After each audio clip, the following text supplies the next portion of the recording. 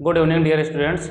आज मैं आप लोगों को सेक्शन सी, देखिए कक्षा 12 के जो भी विद्यार्थी हैं उनके में सेक्शन ए में तो एक पैसेज पूछा जाएगा। उसके बाद सेक्शन बी आता है, तो सेक्शन बी में एक लेटर या फिर एक आर्टिकल लिखने को आता है। उसके बाद जो ग्रामर पोर्शन है सेक्शन सी, ठीक है, तो कक्षा 12 और 11 के जो विद्यार्थी हैं वो कृपया ध्यान दें इस बात को।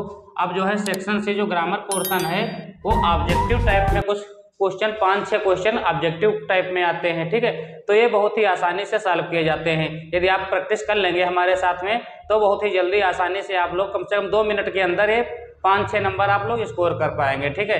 एक एक नंबर 2-2 नंबर में होते हैं। इसमें करना कुछ नहीं है, बस ऑप्शन को देख करके जो है टिक मारना होता है, नहीं लगाना होता है। जो ऑप्शन सही होता है वो ऑप्शन कॉपी पे आप लोगों को लिखना होता है।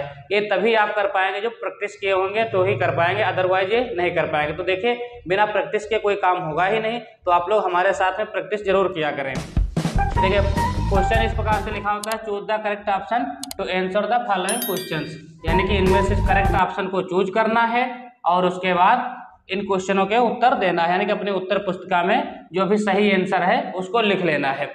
सभी आंसर आप लोगों को नहीं लिखना है। देखिए ये जो क्वेश्चन है बस ज़्यादा यदि आपके पास ज़्यादा समय है तो आप लोग इस क्वेश्चन को नोट करके जो आंसर सही है वो लिख सकते हैं। अदरवाइज आप लोग क्या कीजिए, जैसे क्वेश्चन 4 पे पूछा जाता है, क्वेश्चन नंबर 4, तो क्वेश्चन नंबर 4 का पहला वाला जैसे ए नंबर लिख लिया और फिर इसके बाद ए का आंसर लिख देंगे, ए का आंसर जो भी सही होगा। इस प्रकार से आप लोग लिख सकते हैं। यदि आपके पास समय ज़्यादा है तो आप क्वेश्चन को नोट कर सकते हैं, उसके बाद सीधे आंसर को लिख देंगे, ना कि ये चारों ऑप्शन लिखेंगे फिर जो सही है उस पर टिक लगाएंगे। तो इस प्रकार से करेंगे तो ज़्यादा आपको समय लगेगा, ठीक है, ज़्यादा समय लगेगा, ठीक। लेकिन आप लोग क्या करेंगे, देखिए आप लोग क्वेश्चन नंबर डालें और सीधे ABC जो भी है, जो भी ऑप्शन है, ठीक है, उसके बाद उसका ऑप्शन का आंसर लिख करके उस आंसर को लिख सकते हैं।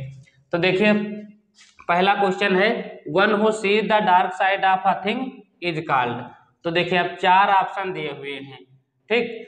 अब देखो इसमें 2-3 ऑप्शन तो मिल जाएंगे कि कौन सा ऑप्शन गलत है, यानी कि सही कौन सा है वो बाद में फाइंड आउट करना है।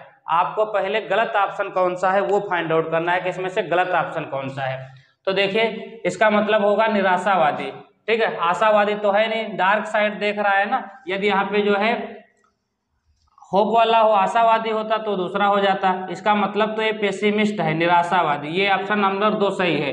अब देखिए होपलेस का मतलब क्या हो जाएगा, लेस लगा है तो यानी कि नहीं। डार्की आशा नहीं, देखो इसका होपलेस का मतलब आशा नहीं, डार्की का मतलब अंधकार, और ऑप्टिमिस्ट आशावादी होगा तो ये भी ऑप्शन नहीं है, ये भी नहीं है। तो आप सीधे जो है इस पर टिक, इसको जो है ऑप्शन में ऑप्शन नंबर 2 सही है पहले का, ठीक है। तो ऑप्शन नंबर 2 ऐसे लिख करके और इसको लिख सकते हैं पेसिमिस्ट। इस प्रकार से इतना करना होता है, आपको सीधे नंबर मिल जाएगा। सेकंड क्वेश्चन देखो लिखा है, the apple of one's eye. अब देखिए ये इडियम है, इसमें लिखा नहीं होता, पहले आता था इसका वाक्य प्रयोग करना होता था, मेक सेंटेंस करना होता था, लेकिन अब बहुत ही आसान हो गया है। आप लोगों को बस इसमें से देखना है, ये जो 4 ऑप्शन दिए हुए हैं उसमें कौन सा जो है किसका मतलब हो रहा है, द एप्पल ऑफ वन आई। तो एप्पल ऑफ वन आई का मतलब होता है आंखों का तारा होना, यानी कि बहुत प्रिय, बहुत ही प्यारा होना। हिंदी में आप लोग मुहावरा पढ़े होंगे, तो इसका मतलब होगा बहुत ही प्यारा। अब देखो इसमें से किसका मतलब बहुत ही प्यारा हो जाएगा। लिखा है इम्पोर्टेंट पार्ट ऑफ एन आई, यानी कि एक आंख का महत्वपूर्ण भाग, गलत हो जाएगा, महत्वपूर्ण भाग ये नहीं होगा। देखो लिखा है वेरी डियर, बहुत ही प्रिय, वेरी डियर, ठीक है। तो आंखों का तारा होना यानी कि बहुत प्यारा होना, तो ये ऑप्शन सही है। अलग ऑप्शन चेक कर लेते हैं, क्या पता हो सकता है इससे अच्छा कोई मिल जाए। टीयरफुल आई यानी कि भयानक आंख, तो ये भी ऑप्शन नहीं सही है। आ कॉस्टली ट्रीटमेंट ऑफ एन आई, आंख का बहुत ही कॉस्टली ट्रीटमेंट यानी कि बहुत ही महंगा इलाज, तो ये भी नहीं है। इसमें ये देखेंगे आई लिखा है तो ये मतलब नहीं कि आई वाला ही ऑप्शन सही होगा, इसका पूरा हिंदी मतलब आपको पता होना चाहिए। जब आप ये कब पता हो पाएगा, जब आप प्रैक्टिस करेंगे। देखिए आपके पास एक बुक होगी, यदि बुक नहीं है तो बुक परचेस कर लीजिए, ठीक है, मॉडल वगैरह खरीद लीजिए, वहां से जो है बहुत सारे इडियम फ्रेज, सिनोनिम एंटोनिम ये सब लर्न कर लीजिए और उसके बाद प्रैक्टिस जरूर कीजिए। लर्न करने से भी कुछ नहीं होगा, याद नहीं होगा, ये प्रैक्टिस करने पे ही डिपेंड है। यदि आप प्रैक्टिस करेंगे तो ये नंबर आसानी से बना लेंगे। अगला देखेंगे क्वेश्चन है द सिनोनिम ऑफ डिस्ट्रॉय। अब डिस्ट्रॉय का मतलब सबसे पहले क्या होता है ये जानना है। तो डिस्ट्रॉय का मतलब होता है बर्बाद होना, ठीक है, नष्ट होना। तो फिनिश समाप्त ये नहीं होगा, स्टॉप ये भी नहीं होगा। एंड का मतलब समाप्त यानी कि डेमोलिश, डेमोलिश का मतलब हो जाएगा नष्ट, डेमोलिश का मतलब क्या हो जाएगा, नष्ट। अब अगला क्वेश्चन देख लेते हैं, what is the time in your watch. अब इसमें लिखा है which word in this sentence in A error, यानी कि इस सेंटेंस में आपको एरर फाइंड आउट करना है। अब ये जो सेंटेंस लिखा है what is the time in your watch, अब इसमें थोड़ा सा कहीं मिस्टेक है। अब क्या मिस्टेक है वो आपको पता लगाना है। 4 ऑप्शन है, एक है व्हाट, एक है टाइम, इन और वॉच। तो वॉच देखो तो सही लिखा है, तो ये हो ही नहीं सकता है, ठीक। अब देखो पता लगाना है इसमें व्हाट इज द टाइम। अब देखो क्वेश्चन मार्क लगा है तो क्वेश्चन वर्ड तो आएगा ही आएगा, जाहिर सी बात, तो ये भी होगा नहीं, ये भी यानी कि सही है अपने जगह पे। अब गलती फाइंड आउट करना है। अब देखो टाइम की बात हो रही है तो टाइम के केस में प्रीपोजिशन इन नहीं लगाया जाता है, टाइम के केस में प्रीपोजिशन इन नहीं लगाया जाएगा, इसके जगह पे क्या लगाया जाएगा, बाई लगाया जाएगा। यदि आपने प्रीपोजिशन वाला वीडियो नहीं देखा है तो सबसे पहले आप लोग प्रीपोजिशन पढ़ लें, और हमारे प्लेलिस्ट बनी हुई है तो उस हमारे प्लेलिस्ट सेक्शन पे जा करके प्रीपोजिशन का वीडियो जरूर देख लें। तो वीडियो देख लेंगे तभी ये समझ जाएंगे बाई का प्रयोग कब करेंगे, इनका प्रयोग कब किया जाता है और एट का प्रयोग कब किया जाता है। देखिए ये जो 1 नंबर आता है ये क्वेश्चन ये आता है एरर फाइंड आउट करने का, थोड़ा कठिन होता है, ठीक है, लेकिन जब आप हार्ड वर्क करेंगे तो ये भी आप लोग अच्छे से स्कोर कर पाएंगे। नेक्स्ट है द एंटानिम आप बेटर, बेटर का एंटानिम लिखना है, ठीक। एंटानिम का मतलब होता है विलोम शब्द। तो बेटर, तो गुड, गुड बेटर बेस्ट होता है, डिग्री आप लोगों ने पढ़ा होगा। तो गुड का ये सेकेंड फॉर्म है, यानी कि कंपैरेटिव डिग्री है, इसे कह सकते हैं। तो गुड तो होगा नहीं भाई, क्योंकि गुड ही का है, ठीक। बैड, गुड का अपोजिट बैड होता है, जाहिर सी बात है। तो बेटर, बेटर का बैड हो सकता था, लेकिन इससे अच्छा यदि ऑप्शन है, देखो ये कंपैरेटिव डिग्री है तो कंपैरेटिव वाला ही हम चूज करेंगे, तो वर्स हो जाएगा। वर्स मतलब बेकार, बैड वर्स वर्स्ट, तो ये सेकंड वाला, ये थर्ड वाला जो ऑप्शन है वर्स, ये ऑप्शन सही है यहाँ पे। नेक्स्ट देखो क्वेश्चन है Mahesh said to Rita what are you doing here. इसको इनडायरेक्ट फॉर्म में बनाना है, डायरेक्ट दे रखा है, इसको इनडायरेक्ट बनाना है, ठीक। तो इनडायरेक्ट बनाने से पहले हमको जो है 2 बातों का ध्यान रखना होता है। कौन कौन सी बात?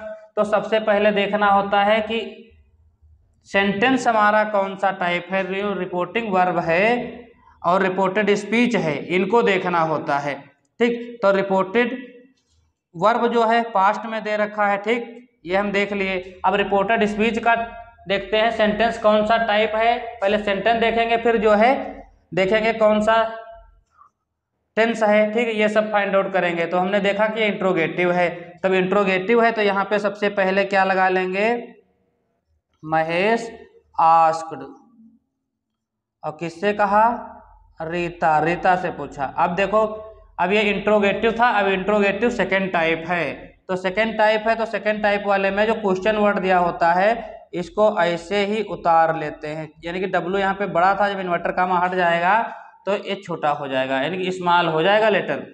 रीता के बाद वाट लिख लेंगे। अब ये एजा यहाँ पे कंजक्शन काम कर रहा है, यहाँ पे क्वेश्चन वर्ड नहीं है। अब हम यहाँ पे सब्जेक्ट लाएंगे, तो यू कौन सा पर्सन का प्रोनाउन है, मैंने बताया है आई और वी ये फर्स्ट पर्सन के प्रोनाउन होते हैं, और यू ये सेकेंड पर्सन का प्रोनाउन होता है, और जो ही सी इट है, ही सी इट दे या फिर किसी का नाम होता है, ये थर्ड पर्सन के प्रोनाउन होते हैं, ठीक। फर्स्ट पर्सन के जो प्रोनाउन होते हैं वो आरबी के सब्जेक्ट के अनुसार चेंज होते हैं, और जो सेकेंड पर्सन के प्रोनाउन होते हैं वो आरबी के ऑब्जेक्ट के अनुसार चेंज होते हैं, और जो थर्ड पर्सन के प्रोनाउन होते हैं वो चेंज नहीं होते हैं, ठीक। तो ये यू कौन सा पर्सन है, यू सेकेंड पर्सन का प्रोनाउन है, ये आरबी के ऑब्जेक्ट के अनुसार चेंज होगा। अब आरबी का ये सब्जेक्ट है, ये ऑब्जेक्ट है, ऑब्जेक्ट के जगह पे रीता यानी कि लड़की का नाम लिखा है, तो यहाँ पे सी हो जाएगा, क्या हो जाएगा, सी। अब टेंस देखा हमने, प्रेजेंट है सिंपल, तो प्रेजेंट कंटिन्यूअस है, पास्ट कंटिन्यूअस में बदल जाएगा, तो सी वाज डूइंग, हेयर का क्या हो जाएगा, देयर, ठीक। और लास्ट में जो इन्वर्टर कामा ये लगा हुआ है क्वेश्चन मार्क, इन्वर्टेड कामा तो हट ही जाएगा। क्वेश्चन मार्क के जगह पे यहाँ पे जब इनडायरेक्ट बनाएंगे तो फुल स्टॉप आएगा। बच्चे अक्सर गलती कर देते हैं कि यहाँ पे इन्वर्टर कामा क्वेश्चन मार्क लगा था तो क्वेश्चन मार्क यहाँ पे लगा देते हैं। इन्वर्टर कामा कभी मत लगाइएगा इनडायरेक्ट में, बच्चे अक्सर ये गलती कर देते हैं, तो इन्वर्टर कामा हट जाता है जब इनडायरेक्ट बनता है। अगला सेंटेंस देखिए लिखा है हु कैन डू इट, इसको पैसिव वॉइस में बदलना है। किस में बदलना है? तो इसको पैसिव वॉइस में बदलना। पैसिव वॉइस बनाने से पहले देखो सबसे पहले क्या देखना है इसमें, अब कि सेंटेंस इसमें भी देखना है कौन सा टाइप है। यदि असर्टिव है तो असर्टिव बनेगा, इंट्रोगेटिव है तो इंट्रोगेटिव बनेगा, निगेटिव है तो निगेटिव में बनेगा। ठीक, अब हमने देखा ये सेंटेंस देखो इंट्रोगेटिव है और हु से स्टार्ट है। हु वाले में थोड़ा ध्यान रखेंगे, जब हु से कोई सेंटेंस हो स्टार्ट हो तो सबसे पहले इसमें क्या किया करें आप लोग, बाय होम लगा लिया करें, ज़्यादा आसान रहेगा। अब ये डू वर्ब है, इसके बाद ये इट क्या है, ऑब्जेक्ट है। ठीक, अब यहाँ पे देखा हमने मॉडल लगी हुई है, तो by whom can modal verb है तो कैन इट, इसके बाद आएगा बी, डू का क्या हो जाएगा done, by whom can it be done, और लास्ट में क्वेश्चन मार्क लगा है तो क्वेश्चन मार्क लगा देंगे। तो इस प्रकार से ये सेंटेंस हमारा पैसिव वॉइस फॉर्म में चेंज हो जाएगा। देखिए आज की क्लास तो छोटी ही थी, यानी कि ग्रामर पोर्शन में जो सेक्शन सी आता है, तो सेक्शन सी में हमने जो ऑब्जेक्टिव टाइप वाले क्वेश्चन थे उनको डिस्कस किया है। ठीक है, देखिए ऑब्जेक्टिव टाइप वाले क्वेश्चन में बच्चों को थोड़ा दिक्कत होने लगती है। ठीक है, पैटर्न कुछ बदला हुआ है, पहले जो है ऑब्जेक्टिव टाइप क्वेश्चन नहीं आते थे इंटरमीडिएट में, लेकिन इधर 1-2 साल से पैटर्न चेंज हुआ है, तो आप लोगों को थोड़ा ऑब्जेक्टिव टाइप वाले क्वेश्चन में दिक्कत होती है। ठीक है, तो आप लोग ये हमारे साथ में प्रैक्टिस करते रहेंगे तो आप लोगों की वो दिक्कत दूर हो जाएगी। तो आज की क्लास आप लोगों को अच्छी लगी हो तो वीडियो को लाइक करें, एक प्यारा सा कमेंट करें, और यदि इसी प्रकार के जो है वीडियो आपको चाहिए तो आप लोग बताएं। ठीक है, तो हम डेली पर डे जो है 10-5 मिनट का जो वीडियो होगा, छोटा सा वीडियो ही होगा, तो ये प्रैक्टिस कराते रहेंगे। Thanks for watching this video.